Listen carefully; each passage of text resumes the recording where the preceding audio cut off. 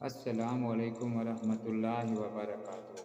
جیسا کہ آپ کو معلوم ہے کہ ہمارے اس چینل قرآن و سنت کی خوشبو سے عورت کے عنوان پر چیپٹر چل رہے ہیں۔ تو آج اسی موضوع پر ہم بات کرنے جا رہے ہیں کہ ایک فیکٹری میں ایک عورت ملازمہ تھی اور وہ غیر مسلم تھی۔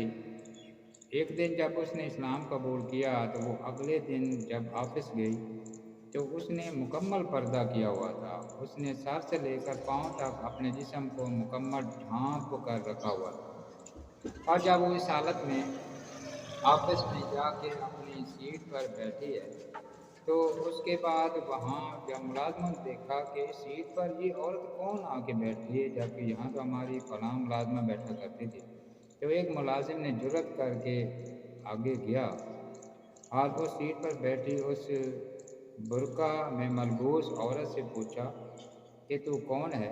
تو اس نے گرجدار آواز میں، کرخت آواز میں جواب دیا، اپنا نام بتایا۔ تو اس نے پوچھا کہ تم نے یہ اپنے آپ کو چھپا کے کیوں رکھا ہوا، جبکہ پہلے تو آتی تھی، تو اس طرح تو اپنے آپ کو چھپا کر نہیں آتی تھی۔ تو اس نے مختصر سے جواب دیا کہ میں مسلمان ہو چکی ہوں۔ اب اس نے جواب دیا کہ ہمارے آفس میں اور بھی عورتیں ہیں، وہ بھی مسلمان ہیں، لیکن انہوں نے تو اس طرح اپنے آپ کو نہیں چھپایا ہوا۔ تو اس نے پھر یہی جواب دیا کہ میں مسلمان ہو چکی ہوں۔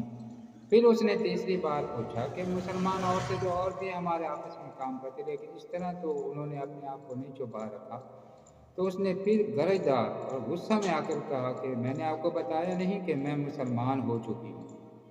تو اس کا یہ پیغام تھا مسلمان عورتوں سے کہ صرف وہ مسلمان ہوئی ہے، کیونکہ مسلمان ہونے کا مطلب یہ ہے کہ جب انسان اپنے آپ پر مکمل اسلام کو نافذ کر دیتا ہے، سر سے لے کر پاؤں تک پورے اسلام پر عمل کرتا ہے، تو پھر وہ مسلمان ہوتا ہے۔